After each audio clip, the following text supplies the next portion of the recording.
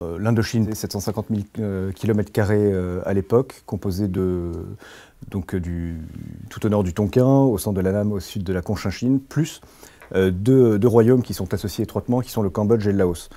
Au total, c'est 24 millions d'habitants.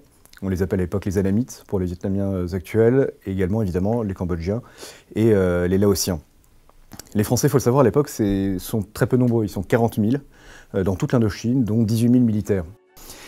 C'est une colonie qui est plutôt prospère, on l'appelle à l'époque la perle de l'Empire. Néanmoins, se dessine une menace au nord, avec l'attaque perpétrée par le Japon sur la Chine, d'abord sur la Mandchourie au début des années 30, puis nouvelle offensive à la fin des années 30. Et cette fois-ci, les troupes de l'empereur japonais gagnent le sud, donc Pékin, Shanghai, et puis Canton. La situation change assez rapidement avec la défaite de 40. Et le général Catroux s'apprête à céder aux Japonais, puisque la France est en train de s'effondrer en métropole, il n'a plus les moyens de faire face au Japon. Et alors, assez curieusement, c'est Vichy qui va taper sur les doigts de Catroux, en lui disant qu'il n'était pas question de faire des concessions, au contraire qu'il fallait demeurer ferme face aux prétentions japonaises.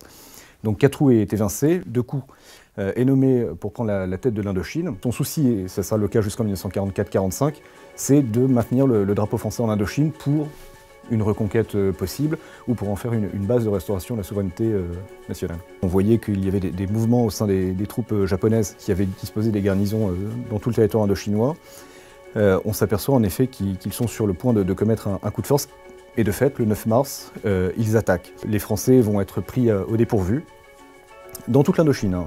Et beaucoup vont quand même se battre avec beaucoup d'héroïsme. En tout cas, en 3 jours, l'affaire est pliée, l'Indochine tombe sous la férule japonaise. La Kempeitai, c'est la gendarmerie militaire de l'armée japonaise qui est chargée de réprimer toutes les menées qui seraient opérées contre l'empereur du Japon, contre l'armée japonaise, contre le régime japonais. La France perd l'Indochine le 9 mars 1945, d'une certaine façon.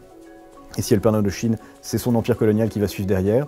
Donc si on tire encore plus loin, on pourrait dire que le 9 mars 1945 marque le début de la décolonisation. Je me suis intéressé à cet épisode pour des questions familiales, puisque mes grands-parents, puisqu'il s'agit d'eux, étaient en poste à l'époque en Indochine et ont été faits prisonniers, eux à Phnom Penh, et ont été incarcérés à Phnom Penh du 9 mars au 1945 au 12 septembre. Quand j'étais gamin, j'entendais toujours cette phrase « sans la bombe atomique, on ne serait pas là ».